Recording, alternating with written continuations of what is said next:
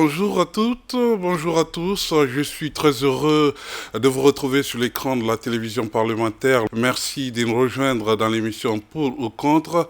Pour ou Contre est un cadre de rencontre pour discuter des sujets d'ordre sociétal qui font objet de débats au quotidien parmi les populations et un peu partout sur les places publiques, voire même au sein de l'administration et dans nos institutions. L'émission permet de comprendre un tout petit peu les tendances au sein des populations face à un sujet indiqué de la société, ce qui pourrait attirer l'attention certaine du législateur à prendre des mesures idoines lors de l'élaboration des textes de loi afférents.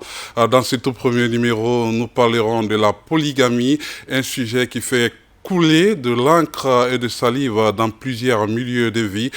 Pour ce faire, nous avons trouvé deux invités. Il s'agit de Adja Bintanabe, directrice générale de l'Observatoire national de la protection sociale et des violences basées sur le genre. Il est également invité à débattre dans ce tout premier numéro de l'émission Pour ou Contre, Mamadou Lafasso, journaliste à guinématin.com. Bienvenue sur ce plateau de Parlement TV. Pour commencer donc, je m'en vais rappeler les uns les autres qu'en Guinée, la loi sur la polygamie a été adoptée à travers le Code civil en 2019 par la 9e législature et cette nouvelle loi indique qu'un mariage est présumé monogame. Cependant, un couple peut légalement contracter un mariage polygyne si le marié déclare qu'il opte pour la polygamie lors de la cérémonie de mariage et que la mariée donne son consentement. Alors, ma première question est destinée à Mamadou Lafasso qui défend la polygamie. Bonsoir, une fois encore, bienvenue. Et comment percevez-vous la polygamie et pourquoi est-ce que vous êtes pour cette pratique, bien entendu? Bonsoir à vous, bonsoir à nos millions de téléspectateurs. Je m'en vais tout d'abord vous dire merci pour cette invitation à ce plateau splendide dans cette émission extrêmement importante et un sujet extrêmement aussi important dans nos milieux sociaux. Nous sommes en République de Guinée. Vous venez de rappeler que notre représentation nationale à la 9e législature a eu à penser à ça, à élaborer des textes liés au mariage, qu'ils soient monogames ou polygames. Alors, merci une fois encore pour cette invitation. Je m'en vais vous dire que la polygamie, c'est quelque chose qui est extrêmement important dans certaines sociétés telles que celle de la République de Guinée où il y a, disons, un pourcentage très élevé de musulmans et les musulmans se basent sur les écritures saintes le plus souvent pour établir leurs liens familiaux, le mariage. Et lors de la célébration religieuse, il y a des déclarations qui se font, il y a des interrogations également qui se font, et vous comprendrez que ce sont les familles de l'homme et de la femme, sinon la fille, et qui se retrouvent avec les religieux pour les prendre en témoin de ce qu'ils veulent faire, c'est-à-dire s'unir.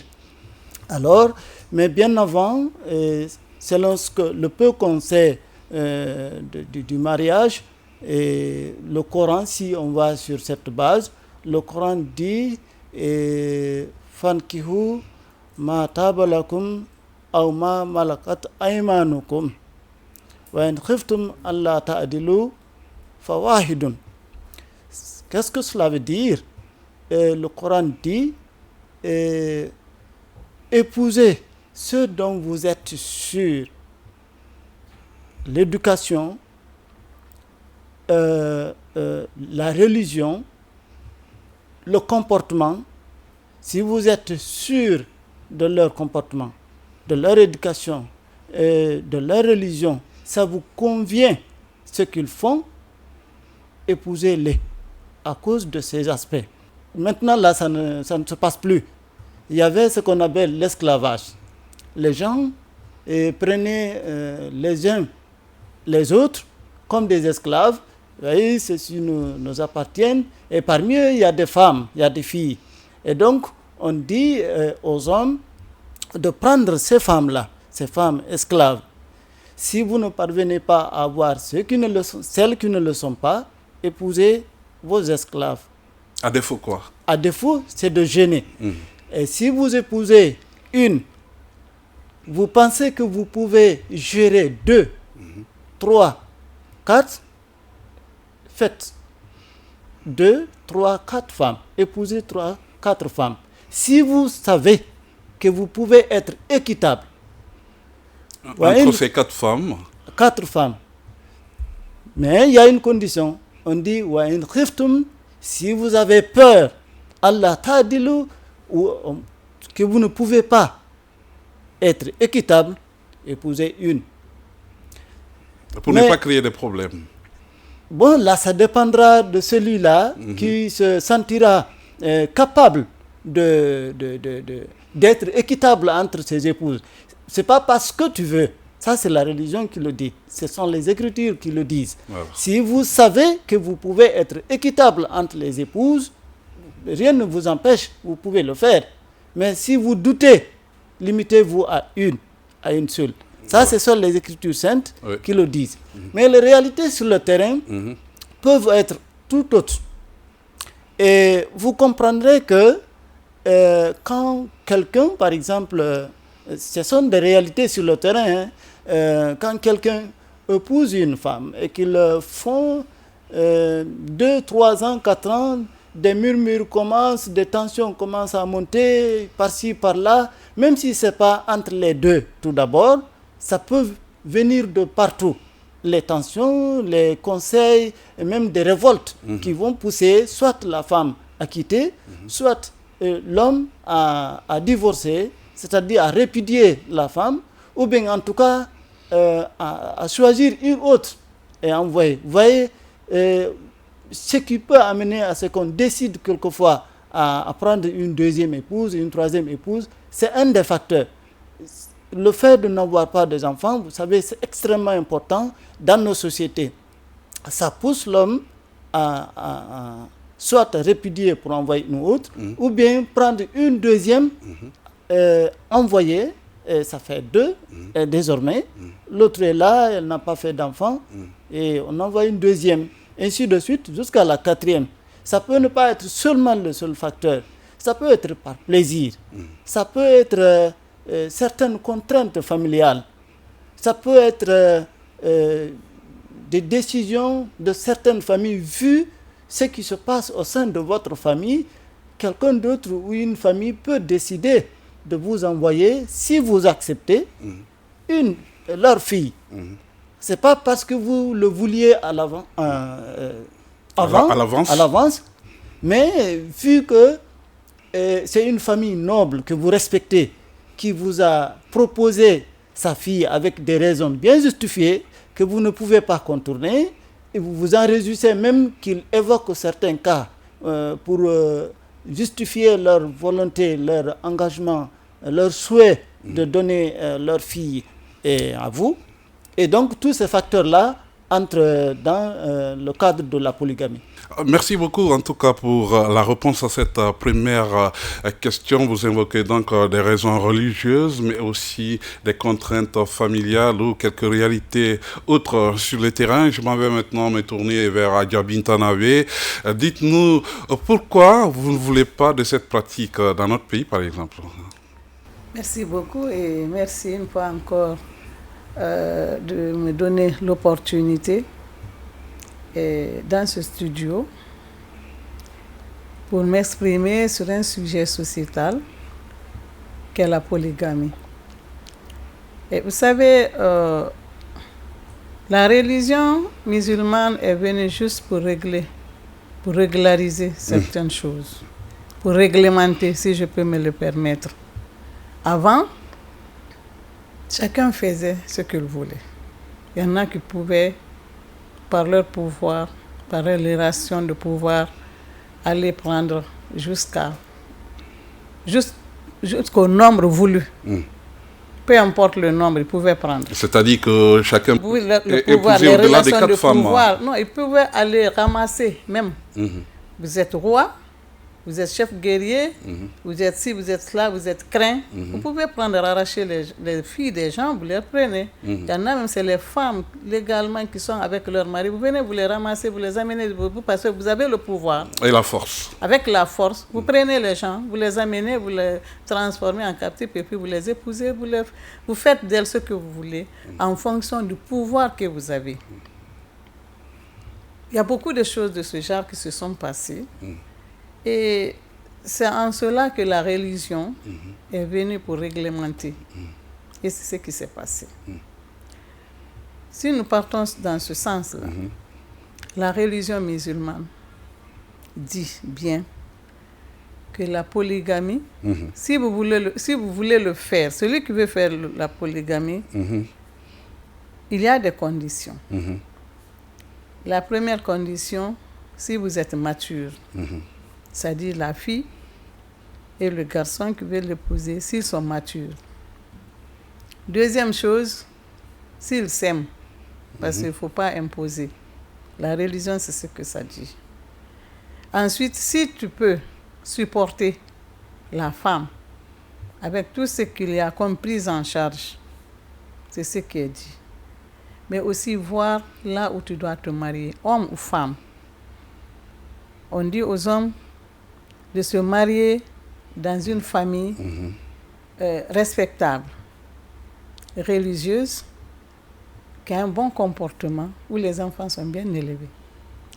On dit aux femmes, aux parents des filles, de donner leur fille à une personne responsable qui peut la soutenir, qui peut la protéger et qui peut prendre soin d'elle, mais aussi qui est religieux comme elle. C'est ce que la religion dit. Maintenant, épouser plusieurs femmes, la religion est très claire là-dessus. Elle dit, prenez une si c'est ce que vous pouvez. Si vous pensez que vous pouvez en prendre d'autres, les conditions sont là. L'équitable, il faut être équitable. Il faut traiter les deux, comment on appelle ça? Sur le même pied. Sur le même pied d'égalité. Tout ce que vous faites pour l'autre, faites pour l'un, faites pour l'une, faites pour l'autre. Donc, sur le plan texte, il n'y a pas de problème. Sauf que cela n'est pas respecté. Parce que tout le monde dit, la religion a dit ça. Mais ce qui est derrière ça, personne ne dit ça. Les conditions qui sont là, on n'en parle pas.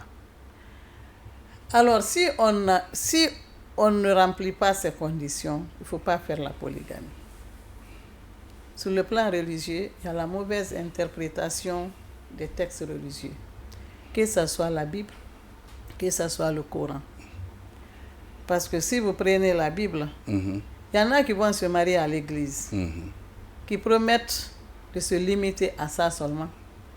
Mais quand ils veulent se remarier, ils ne vont pas à l'église. Mais ils ont une autre épouse, mariée de façon coutumière, avec les coutumes. Oui, à l'état civil, oui. Traditionnel ou à l'état civil, sans passer devant l'église. Ça veut dire qu'ils sont en train de faire la polygamie en trahissant les textes de loi, les textes religieux, bibliques. Quand vous prenez la religion musulmane, quand ils veulent le faire, ils le font, ils viennent, ils demandent, mais personne ne questionne. Malheureusement, cette mauvaise interprétation, d'aucuns vont dire, bon, parce qu'il y a beaucoup de femmes, non. Cependant, sachant que ce n'est pas, c'est conditionné, il y en a qui peuvent prendre 4 ou 5, alors que leur frère ou leur ami qui n'a pas les moyens d'avoir une seule, on ne leur vient pas en aide. Alors que la religion voudrait que ceux qui ont les moyens assistent les autres, les aider à trouver de quoi faire pour pouvoir se marier et soutenir leur épouse. Mais on n'en parle pas. Bref, moi je suis contre la polygamie. C'est par rapport aux conséquences surtout. Il y en a qui vont dire peut-être qu'il n'y a pas de conséquences, mais il y en a.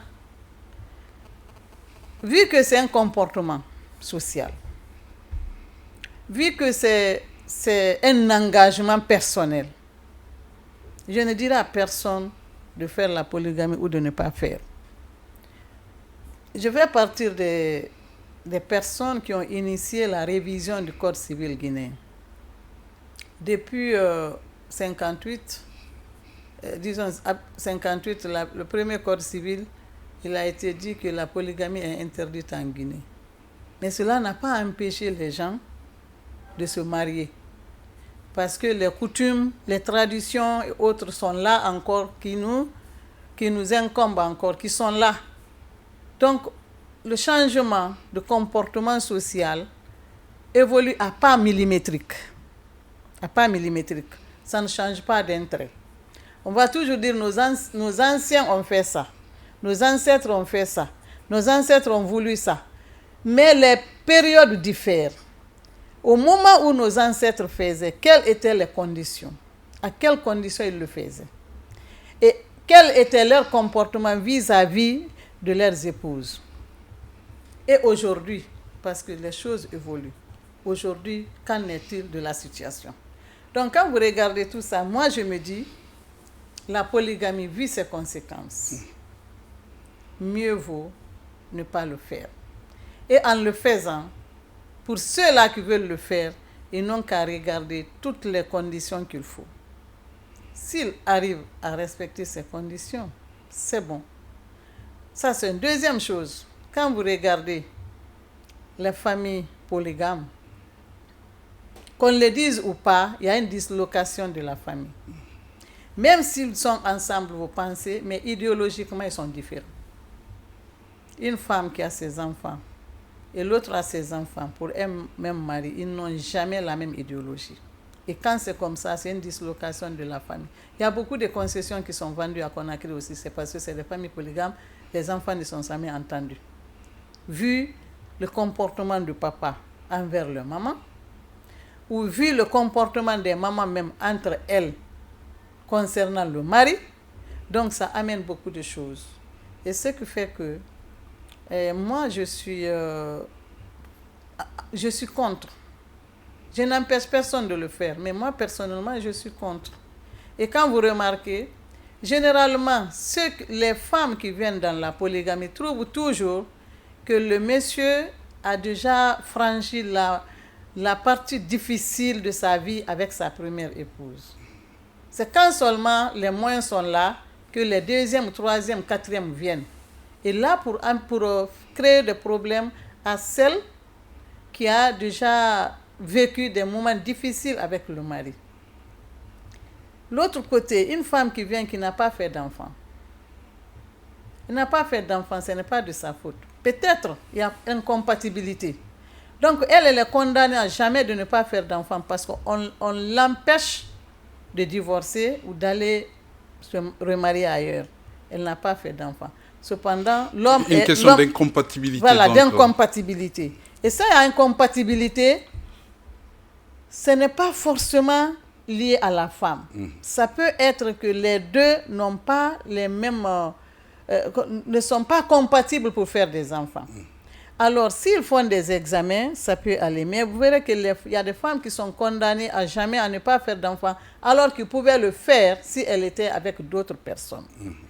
Donc, quand cette femme qui est condamnée, qui reste là, qui sait qu'elle ne pourra pas faire d'enfant, donc elle est dans l'attente là jusqu'à la fin de ses jours, une autre va venir qui va faire des enfants et puis hop, on dit non, elle là, c'est une sorcière, c'est pourquoi elle ne fait pas d'enfant. Pourtant, elle a bâti tout ce que le monsieur, tout ce qu'ils ont ensemble, ils ont bâti ensemble avant qu'une autre ne vienne faire des enfants. Donc ça crée un autre problème. Non seulement à cette femme, mais aussi aux enfants, si cette femme-là se met à combattre ces enfants-là. Ouais. Donc il y a tous ces éléments, avec tout ce que je constate autour de moi, dans les familles polygames, contrairement aux familles monogames, je me dis, c'est pas la peine. Il ne faut pas que certains pensent, surtout les hommes pensent que la polygamie c'est en leur faveur. Non, ce n'est pas en leur faveur. La polygamie c'est au détriment non seulement des hommes, des femmes, des enfants, mais toute la famille. C'est très simple d'expliquer. Quand vous avez 2 femmes, 3 femmes ou 4 femmes, vous êtes dépensé 4 fois, 2 fois, 3 fois, 4 fois. C'est pourquoi vous verrez que un homme a beaucoup de femmes, beaucoup d'enfants, il meurt, il laisse ses enfants dans des problèmes, il laisse ses épouses, et quand vous regardez la plupart des concessions, vous ne verrez que des vieilles femmes, pas de vieux. Parce que un temps que tu dois mener en bonne santé autre, en quelque temps, ta santé là est détruite. Même si tu as envie, mais ta santé est détruite. Laissant des jeunes dames qui feront ce qu'elles veulent. Donc, quand tu vois tous ces comportements, vu que nous recevons beaucoup de dossiers de ce genre, je n'encourage pas la polygamie. La polygamie. Non. Alors, grand merci justement donc à vous également pour la réponse à cette première question. À retenir que si vous ne supportez pas la polygamie, c'est vu les conséquences qui découlent donc de cette pratique, bien entendu. Allez, Mamadou Lafasso, si vous défendez la polygamie, cela veut dire que vous y trouvez donc des bienfaits. Dites-nous-en un peu plus. Absolument, je soutiens et j'encourage la polygamie fermement. Et tout à l'heure, je vous parlais des facteurs qui pouvaient être à l'origine de la polygamie. Et c'est bien vrai, dans cette émission, on va parler des facteurs qui causent, qui provoquent la polygamie, mais aussi les conséquences qui peuvent en découler. Et vous comprendre, moi je vais vous dire que je suis issu d'une famille polygame. Je m'en réjouis, je suis très heureux du constat que j'ai fait au sein de cette famille de laquelle je suis issu. Une famille polygame, 3 épouses, dont ma maman. Mais ce que j'ai vu avec mes mamans et mon papa, c'est formidable. Je souhaite être comme ça. Si je ne peux pas être plus que ça, avoir plus que ça, je souhaite vraiment avoir ça. Ça a été quelque chose de très formidable pour moi. Sur cette base, ce n'est pas que ça, mais rien que ça, c'est un exemple pour moi et de le faire. Je vais vous dire une chose qui m'a beaucoup marqué et qui continue à me marquer. Quand je suis né, c'est la première épouse de mon papa qui me l'a raconté, et d'autres. Et que ma maman et elle se tiraient quelquefois pour me prendre. Chacune voulait me prendre, s'approprier. Je suis grandi dans ça. Moi-même, dans les mains de la première dame, la première épouse, c'est-à-dire ma marâtre, j'ai grandi dans ses mains. Je quittais ma maman pour aller à côté de l'autre, où je suis presque resté jusqu'à ce que je les ai quittés pour les études. Mais c'est formidable. Tout ce qu'elle me lavait moi-même. Elle lavait mes vêtements. Alors que ma maman était là, le climat est meilleur. Elle me lavait mes vêtements. Quand elle avait des poulets, quelquefois elle m'en donnait. Elle vendait, elle me donnait de l'argent, des chèvres, des vaches. Quand je faisais le collège, le lycée, l'université, elle vendait ces vaches, 1, 2, quelquefois, selon les circonstances. Et quand elle vend, elle m'en donne Vous un avez peu de votre cet part. argent. Un peu de cet argent-là. Elle m'en donne. Et finalement, quand je venais les vacances, elle prenait une vache, elle me donnait à moi. Mais c'est ma marâtre, la première épouse de mon papa. Je voyais ma maman et les 2 autres assises dans le lit de mon papa. Elle veillait là avec mon papa jusqu'à 0h. C'est formidable, je vous dis. Ça signifie qu'il y avait un climat de convivialité, un climat d'entente, un climat de solidarité entre les 3 épouses. Mais c'était fort. Quand celle qui est là aujourd'hui, quand les 2 autres sont absentes, celle qui est là, elle s'occupe de la concession convenablement, partout, que ce soit les bêtes, que ce soit les cages, que tout. Ça, c'est juste un exemple que je vous donne. Je ne peux pas vous dire tout, mais combien de fois ça m'a émerveillé, ça m'a mis à l'aise. Aujourd'hui, chaque fois que je me rappelle, je prie pour eux. Malheureusement, les 4 sont décédés. Mon papa, lui, il est décédé à l'âge de 103 ans.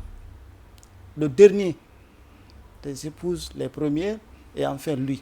Alors, pour parler des conséquences de la polygamie, il y a... Justement, nous allons donc donner la parole cette fois-ci à Adja Binta. Alors, Adja Binta, pour vous, en aucun cas, il ne pourrait y avoir une alternative pour pouvoir gérer les coépouses sans qu'il n'y ait de déboires, c'est cela? Bon, je sais pas ce que je dis, mais je dis, si ça devrait arriver, on a vu des couples qui s'entendent. Si la première, par exemple, n'a pas fait d'enfant, il s'entend avec le mari pour épouser une deuxième. Comme l'indique la loi, on l'a annoncé justement au début de l'émission. Voilà. Oui. Ça, c'est avec consentement, sans opprimer la première. Il n'y a pas de problème. Ouais. En commun accord, ils ont accepté de le faire. Et la femme peut concéder à ça pour que le mari ait des enfants, ait des héritiers. Ouais. Parce que souvent, c'est comme ça. Elle renonce. Elle n'a pas d'enfant. Elle est condamnée à rester. Tout le monde parle.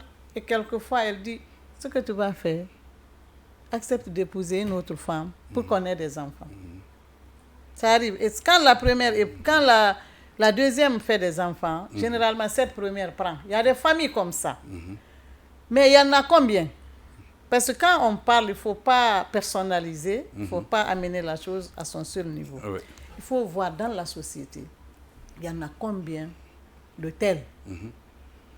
Sinon, chacun peut dire que... Qui ont réussi dans cette aventure de polygamie. De polygamie. Et généralement, le constat a été, toutes les épouses qui ont amené leur mari à épouser une deuxième femme, pour une raison ou une autre, ça s'est tourné contre elle. Eh oui.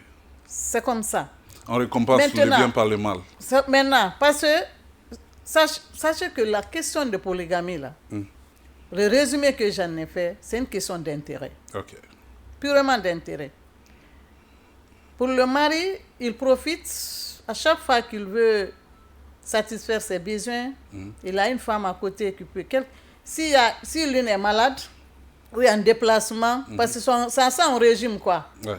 Si une est malade, on ne peut pas rester, on ne peut pas s'abstenir, attendre. Si elle est en déplacement, on ne peut pas s'abstenir. Si on se déplace, on ne peut pas s'abstenir. Il y a ça qui cautionne.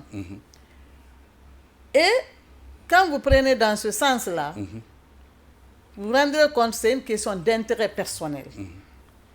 La femme qui veut devenir deuxième ou troisième ou quatrième femme, c'est une question d'intérêt aussi. Soit elle est restée longtemps sans être mariée.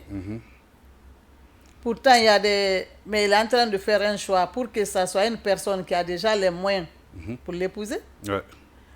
Sinon, il y a beaucoup de jeunes gens ou bien de personnes qui veulent se marier qui n'ont pas les moyens. Si c'est seulement pour se marier, on peut s'associer même, on peut demander. Il n'est pas interdit à une femme de vouloir épouser quelqu'un et qu'ensemble, ils préparent leur projet de mariage, viennent voir les parents pour se marier. Mais pour des questions d'intérêt, la plupart des polygames, celles qui viennent en dernière position, viennent après quelque chose.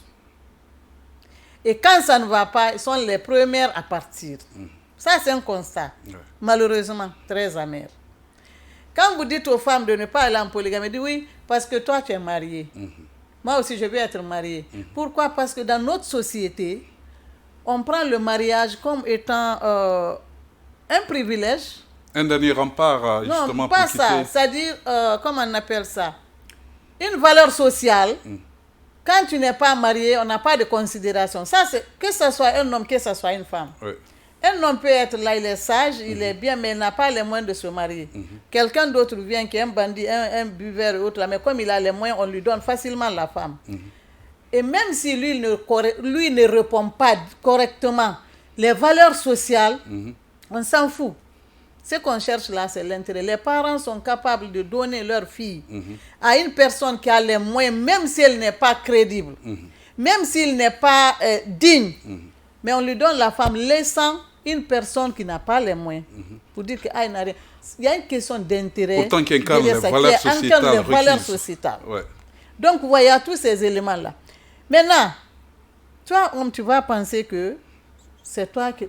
Aujourd'hui, tu es bien portant, tu as 2 femmes, 3, 4 femmes. Mais dans ce pays, en sein des êtres humains, tout est mesuré. Ouais. Tout est mesuré, tout est calculé. Ouais. Dieu même a tout calculé. Si vous avez une quantité destinée, parce que les hommes disent que jamais ils s'épuisent pas, alors qu'ils s'épuisent. C'est pourquoi quand vous allez dans beaucoup d'hommes, rapidement, après les 45 ans, 50 ans, ils commencent à développer ce qu'on appelle la prostate. Et quand vous partez, toute la maladie des hommes, pratiquement c'est ça. C'est l'abus sexuel, l'utilisation abusive de l'organe sexuel. C'est ce qui amène ça. Parce que quand tu as 4 femmes, les femmes peuvent se reposer. Tant que tu n'es pas là, elles se reposent. Elles peuvent s'abstenir, elles attendent leur tour, s'il y en a.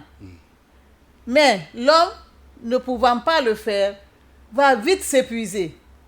C'est pourquoi vous verrez que non seulement la femme que tu épouses, tu es plus âgée, et après tu vas prendre encore une dernière qui a l'âge de la première fille, deuxième fille de ta première épouse, tu prends celle-ci, alors que vous n'avez pas les mêmes forces, les mêmes capacités désormais. Et dès lors, quand rapidement vous trépassez, parce que l'organisme s'épuise, les cellules aussi s'épuisent. Oui. Quand vous trépassez, vous laissez la petite fille avec des orphelins. Et ces orphelins-là reviennent à la charge de tes premiers enfants. Vous verrez qu'il y a des premiers garçons ou bien des premières filles qui ont en éducation leurs derniers jeunes frères, derniers jeunes sœurs, parce qu'ils ne connaissent même pas leur papa. Donc ça devient une charge pour la famille. Ou alors les enfants sont répartis entre les membres de la famille.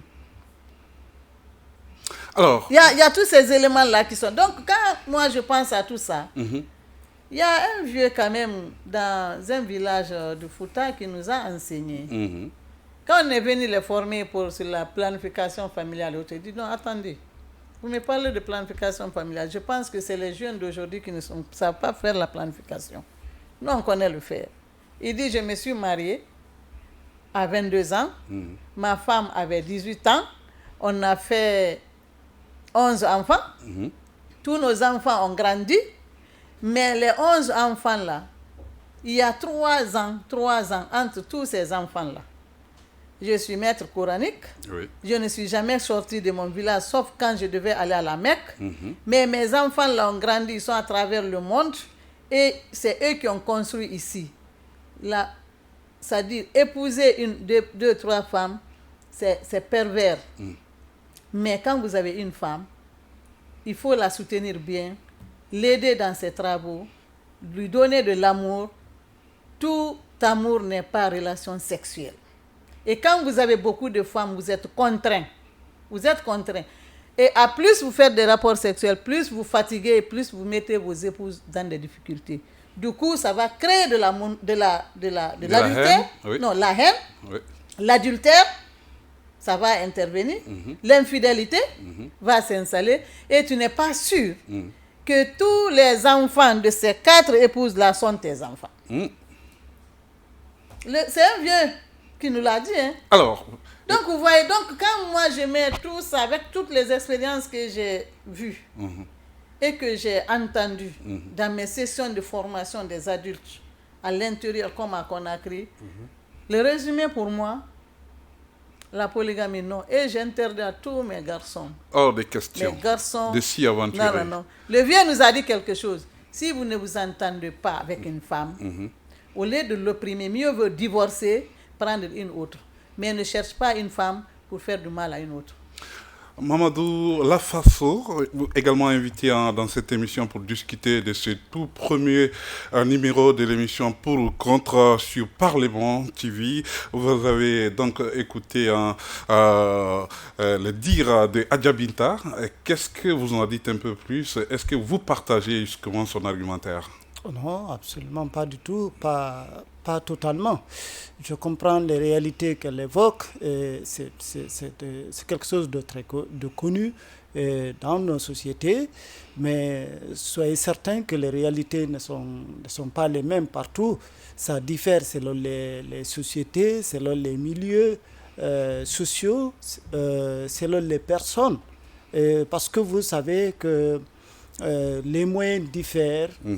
Les désirs viennent en fonction des réalités locales, en fonction des contraintes sociales, en fonction des contraintes économiques. Et ça varie selon plusieurs facteurs. Et vous comprendrez que la monogamie, c'est de la pression. Mais tout dépend de ce que le couple veut. La pression contre qui La pression contre l'homme, absolument. La pression est toujours contre l'homme dans la monogamie. Et vous comprendrez qu'avec la monogamie, le stress est là, la pression économique, la pression sociale, la pression quelquefois même culturelle, et qui viennent de la dame contre l'époux. Et vous comprendrez qu'avec la polygamie, ça résout un certain nombre de problèmes. Dans un premier temps, je vous ai évoqué ici la stérilité qui vient indépendamment du couple, quelquefois. C'est pas de façon, c'est pas sur toute la ligne. Quelquefois, il y a l'homme ou la femme qui décide autrement, mais ce qui est très rare et qui ne se dit pas. Ça arrive souvent. Moi, je connais un cas où une jeune fille, à quelques mois ou un an de son mariage, elle a décidé de ne pas faire d'enfant pour son époux. Ça a fait l'objet de divorce parce qu'elle voulait rester, mais elle ne voulait pas faire d'enfant. C'est sûr qu'elle n'aimait pas ce monsieur. Ce qui a été dit, par beaucoup de personnes qui les entourent, et l'époux lui-même. Et vous voyez que ça peut arriver, même si ça ne dure pas, mais il y a de ces décisions qui interviennent. Mais ce n'est pas le seul facteur, il y en a tant. Je vous dis que ça varie selon les circonstances. Les circonstances peuvent arriver de contraindre l'époux à prendre 2, 3, beaucoup de femmes, jusqu'à 3, 4. Et lorsque vous avez 2 femmes, parce que tout est basé sur le consentement, sur l'amour, la sincérité. Parce que celui qui invoque des raisons économiques peut se tromper. Moi, je connais un couple où l'épouse fait tout.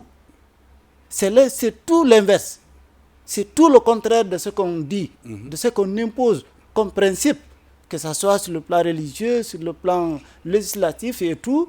Et c'est tout le contraire. Cette dame, c'est elle qui fait tout.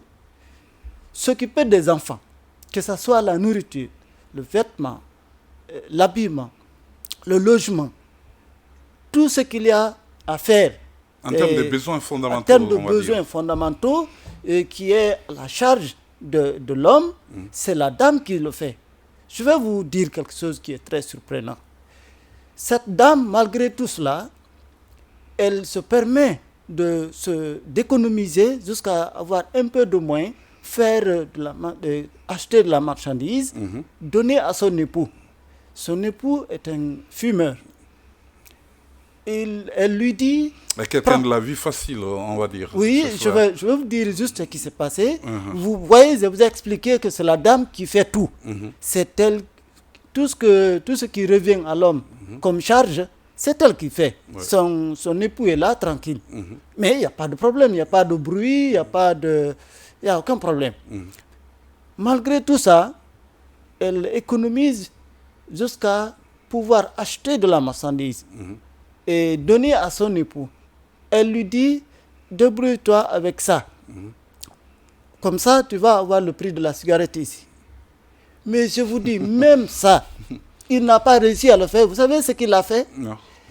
La marchandise qu'on lui a donnée à vendre là, il s'est permis de donner ça à ses enfants. Il envoie deux de ses Il a enfants. distribué. Il envoie deux de ses enfants, il les met là. Il dit, occupez-vous de ça, gérez ça, vendez. Les enfants s'occupent de ça, ils vendent, ils font... Il dilapide les fonds, les Non, revenus. il ne dilapide pas, il lui donne l'argent. Ok. Mais pourquoi lui, il s'empêche de le faire? C'est pour lui, c'est pour acheter, entre autres, de la cigarette. Alors, quel est le lien justement avec ce dont nous sommes en train de parler? Je suis en train de vous dire, pour ceux qui invoquent les raisons économiques, Oui. pour dire que c'est l'homme, sur la base de ses moyens, peut épouser 2, 3, c'est pas ça. Oui. C'est une question de volonté, c'est une question de complémentarité, c'est une question d'amour. Lorsque les gens sont sincères les uns vers les autres, lorsque les gens ont confiance l'un dans l'autre, je vous assure que tout ira bien, que ce soit la monogamie ou la polygamie. Maintenant, la polygamie résout un certain nombre de problèmes. Ok. Lorsqu'il n'y a qu'une seule, quand elle voyage, l'époux, il est isolé. Ouais. Quand c'est l'époux qui voyage, Oui. la madame est isolée. Ouais. Quand c'est la maladie, vous voyez ce que ça fait. Et beaucoup d'autres choses que vous pouvez Dans tout ça, connaître. où est-ce que vous placez l'abstinence, puisque Adjabinta l'a évoqué un tout petit peu, l'homme qui ne veut pas s'abstenir, la maîtrise de soi. La maîtrise de soi, c'est encadré par nos lois ou par les lois selon les sociétés. Selon les milieux. Vous avez par exemple C'est évoqué encadré par la religion. justement qui recommande C'est de pourquoi je prendre vous parle plusieurs des femmes, notamment contraintes. 4. Mais est-ce que la religion également aussi n'évoque pas l'abstinence ou encore la maîtrise de soi en cas d'absence de l'épouse? Si, la religion réserve cette partie, l'abstinence. Ouais. Et d'ailleurs, avant même de se marier, on dit lorsque tu n'as pas les moyens de te marier, il faut jeûner. Ça, c'est pour pouvoir s'abstenir, parce qu'il y a des interdits. Il y a la religion a des interdits. La fornication, Maintenant, par exemple. pour pouvoir respecter ça, il y a les conditions. Il y a des dispositions qui sont prises. On te dit, si tu n'as pas les moyens pour te marier, il faut jeûner. Ok. Et cela en est de même pour la polygamie. C'est pourquoi je vous ai dit à l'entame que si on ne peut pas être équitable, parce que c'est un des éléments, il faut se limiter à une seule. Oui. Mais lorsqu'on sait qu'on est capable d'être équitable et qu'on a les moyens de le faire, on a la volonté de le faire, mais bien entendu, il va de soi. Tu peux facilement le faire. Et donc, madame vient de soulever des cas qui sont fréquents. Pour ce qui est de, comment je vais appeler ça, la consultation prénuptiale. Oui. Il y a ça, il y a ce qu'on se dit à l'église ou à la mosquée en nouant le lien entre les deux conjoints. L'homme et la femme. Entre l'homme et la femme. Mais je vous dis que les gens se passent de ça quelquefois. Il y a de ces couples ici. Social, je l'ai dit. Il y a de ces couples ici qui commencent par faire des enfants, 1, 2, 3 avant de célébrer. Qu'est-ce que vous allez leur dire? Ils se sont déjà habitués, ils se connaissent, il y a tout. Maintenant, ils procèdent au mariage, que ce soit religieux ou coutumier ou à l'état civil. Quelque chose comme ça. Okay. Vous comprendrez que c'est juste une question de compréhension mutuelle. C'est une question d'amour. Dire qu'il faut se limiter à seulement une femme, si tu en as les moyens, pourquoi se limiter à ça? Alors qu'il y a tant de filles. La question de moyens revient. Alors qu'il y a tant de filles. Nous allons passer. Je vais juste ajouter ça avant que vous ne passiez, si vous permettez, à l'autre. Il y a tant de filles regroupées dans certaines familles. Nous allons revenir justement, les questions n'en finissent pas. Voilà, donc le débat il reste très, très intéressant. Adjabinta, vous, comme un tout petit peu conséquence, vous avez évoqué donc la question de longévité, l'homme qui aurait plusieurs femmes est susceptible de ne pas vivre longtemps, n'est-ce pas? Donc, et pourtant, Oui, pourtant, Mamadou Lafa indique que son papa aurait vécu plus de 100 ans. 103 ans. 103 ans, ouais. J'ai été très claire. Je dis, l'organisme se fatigue. Les cellules se fatiguent. Sachez que, ça je parle en tant que biologiste, les relations sexuelles nécessitent beaucoup d'énergie. Parce que les éjaculations qui viennent, c'est du sang transformé en sperme, par exemple. Les testicules qui sont des glandes qui transforment ce sang qui vient de là. Un de mes professeurs m'avait dit que l'énergie qu'il faut pour transformer ce sang peut faire bouger une montagne. Oui. Wow. Imaginez en quelques minutes transformer du sang en un liquide gluant, clair. Et que ça se produit au sein d'un organisme. Donc de la tête aux orteils, tout travaille. Il y a une interconnexion. Tout travaille. Oui. Depuis la réflexion, tout ça, tout travaille. Et ça épuise. Imaginez que vous avez 4 femmes. Et chaque femme a 2 jours. Donc, vous déployez cette quantité d'énergie 8 jours sur 8. Mais le mari peut faire autrement aussi, Adia. Non, attendez. Oui. C'est ce que je dis. Autrement, là, ça dit, quand on dit que si là, c'est pourquoi le vieux qui m'a parlé là, qui nous a parlé là, il a dit qu'on peut jouer avec sa femme sans relation sexuelle. Ok. Et ça, avec une femme, ça suffit. Mais quand c'est les relations sexuelles qui prédominent, c'est ce qui nous amène à avoir. Sinon, quand la femme se déplace, ou bien vous vous déplacez, vous laissez votre femme, ou bien elle se déplace, vous êtes là, non? Vous pouvez vous abstenir pour ce temps-là. Oui. Parce qu'elle n'est pas là. Mais si vous êtes à la recherche d'un remplaçant, d'une remplaçante de cette femme, si elle est malade, c'est ça. Oui. Si elle a un état de famille, donc c'est le calcul qu'on fait. Elle va être le temps qu'elle est en état de famille avancé là, c'est problème. Mais on peut jouer avec sa femme. Oui. Même si elle a un état avancé. N'est-ce pas? Oui. Quand elle est malade, la manière dont quand le mari est malade, la femme peut s'en occuper, faire des choses et tout ça là, c'est possible. Mais autant, l'homme aussi peut le faire. Mais je vous dis, la question de polygamie, la religion est venue pour régulariser. Les êtres humains ont vécu par la force. Chacun, comment on appelle ça, utiliser sa force comme moyen pour s'en accaparer de ce qu'il pouvait faire. Et vous savez, il y a 3 choses, je le dis, j'aime le dire, il y a 3 choses devant lesquelles l'instinct fuit l'être humain. Ok. Pas l'instinct, l'esprit fuit l'être humain.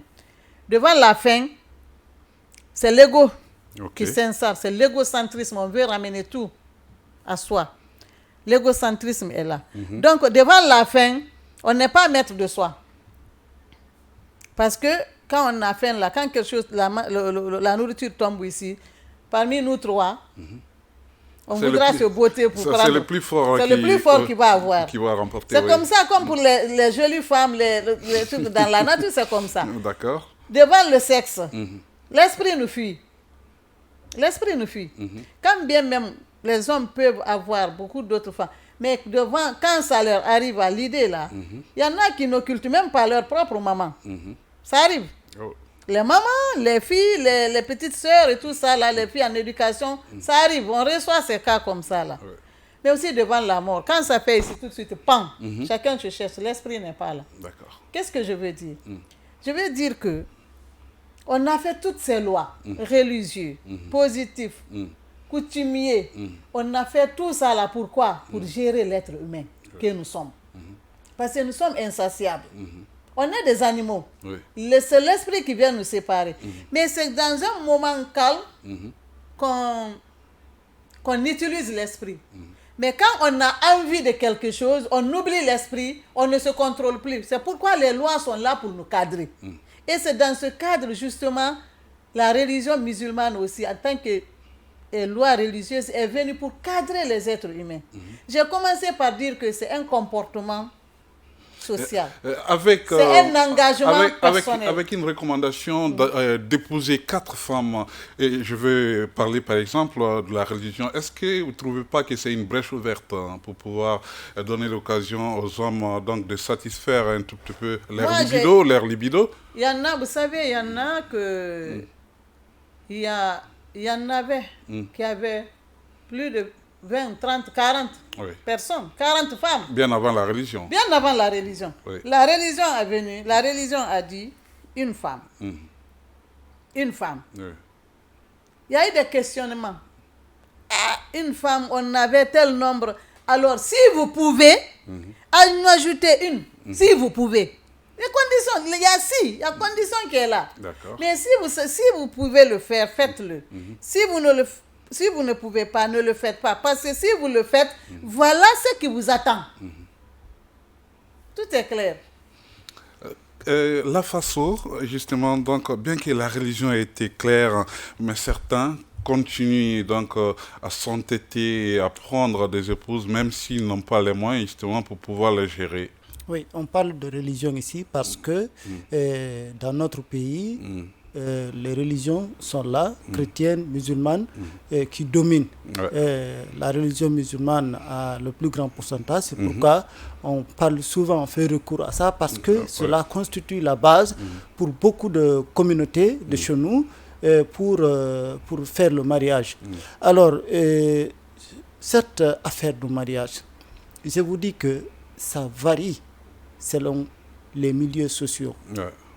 Ça varie selon les circonstances. Ça varie selon les besoins. Quelqu'un qui a les moyens, je vous dis, et qui veut le faire, et qui a l'opportunité de le faire, de façon même acceptable, comment voulez-vous que celui-là ne se limite qu'à une seule? Moi, je ne vois pas. Et en le faisant... Quelqu'un, vous parlez de l'homme qui est prêt à respecter les principes qui régissent un tout petit peu. Donc, le fait d'épouser plusieurs femmes, c'est ça. Oui, je voudrais vous dire qu'on a parlé de religion, mais n'oubliez pas que nous-mêmes, nous faisons des lois entre nous pour que l'on s'entende, pour que l'on puisse vivre ensemble. Et ces lois-là nous encadrent dans nos affaires culturelles, nos affaires économiques, et ainsi de suite. Mais pour ce qui est de ce cas précis, la loi a ses recommandations, ses interdits et les sanctions et récompenses lorsque des gens respectent ce qui est élaboré comme texte dans ce cadre. Il y a la religion aussi qui nous dit faites ceci, ne faites pas cela. Tout ça là, c'est pour que l'on se comprenne entre nous. Mais je vous dis, puisqu'on parle de la polygamie, regardez dans certaines familles où il y a assez de filles.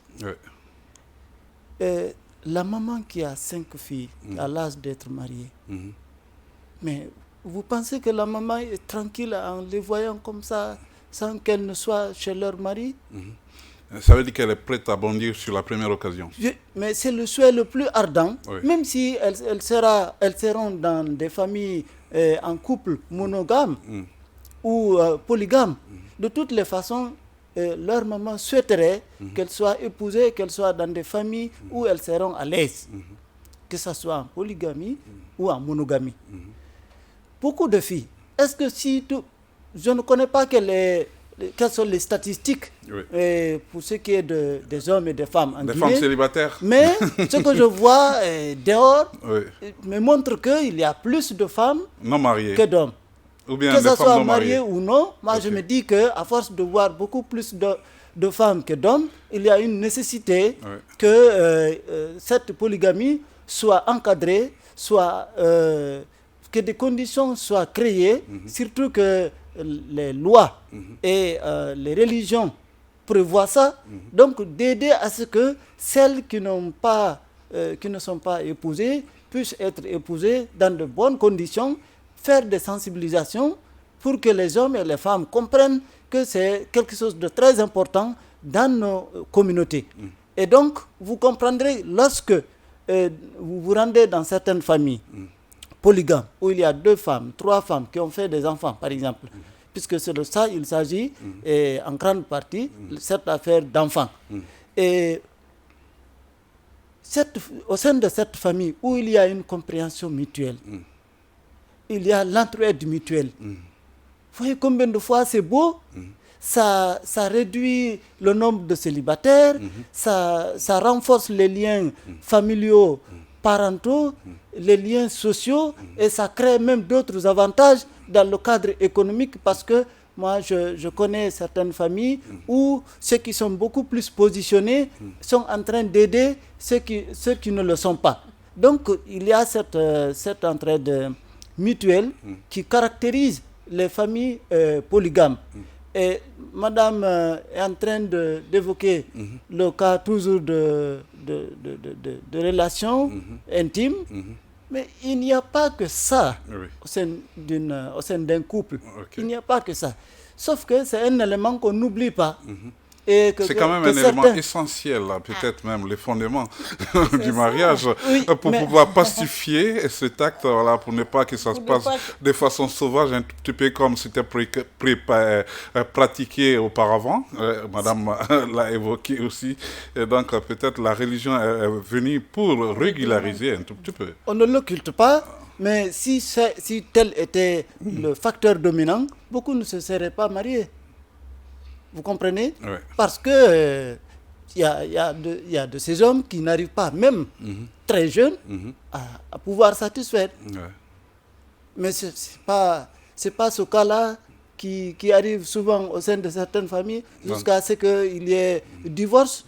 C'est parce qu'il y a ce facteur. L'homme n'arrive pas à satisfaire. Donc vous rejetez en bloc ce que dit madame par rapport à cette pratique de polygamie, voilà, comme quoi, et puis si vous avez plusieurs épouses, vous êtes susceptible de vous épuiser naturellement.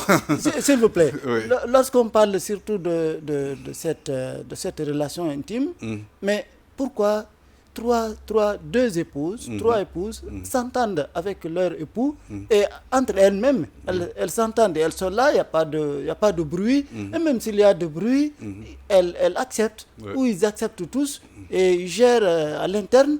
Est-ce que c'est à cause des contraintes sociales? Parce qu'il y a comme on l'a dit, c'est le risque du métier. Parce qu'il y a des contraintes sociales, les pressions qui viennent des familles, ou bien il y a des contraintes religieuses. La religion musulmane contraint les femmes à être soumises. Et même si quelquefois ça ne va pas, il faut se résigner, il faut se plier à quatre, accepter. Est-ce que c'est ça? Mais je vous dis que si ça dure, ce n'est pas que parce qu'on est contraint à se résigner, à accepter, mais c'est parce qu'il y a aussi le plaisir. D'accord. Il y a des avantages à rapidement, nous sommes étreints par les titres. Justement, j'allais vous donner la parole par rapport à ce qu'il vient d'évoquer, donc des filles qui restent dans leurs familles respectives sans pouvoir trouver des maris rapidement. Il lui pense que c'est une alternative à la polygamie pour pouvoir... Rapidement, madame, le time. Il y a combien de jeunes gens qui ne sont pas mariés aujourd'hui?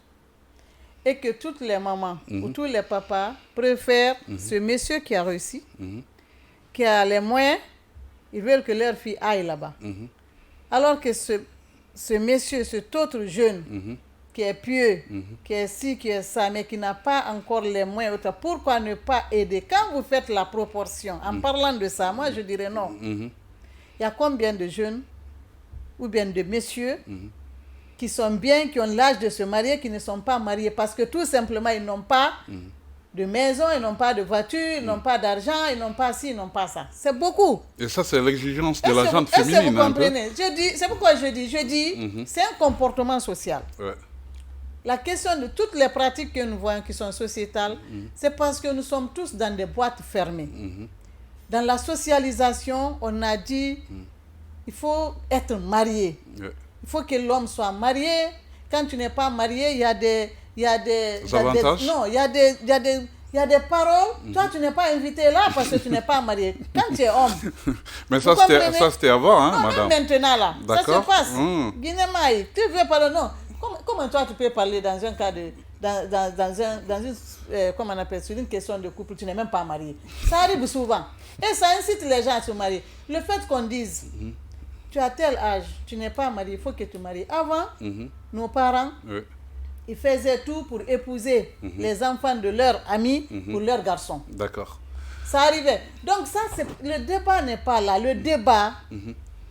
La polygamie, toutes ces filles qui sont là, d'accord. Où sont les hommes qui doivent les marier? Alors, ils ne sont pas là. Parce que ceux qui sont là, le message est perçu. Merci beaucoup. Donc, mesdames et messieurs, merci à tous de nous regarder une fois encore sur Parlement TV. Avant de clôturer ce numéro sur la polygamie, retenez tout simplement que la Guinée est l'un des pays qui connaît beaucoup plus de pourcentages élevés en termes de polygamie. Vous le savez très bien. Donc, l'UNICEF a signalé en 2005 que 53,4% des femmes guinéennes âgées de 15 à 49 ans étaient dans des mariages polygames. 29,8% des filles âgées de 15 ans étaient dans les mariages polygames en 2020 également. Donc, voici un tout petit peu ce qu'on pouvait retenir. Une fois encore, merci beaucoup à tous les deux d'être venus pour débattre autour de ce thème,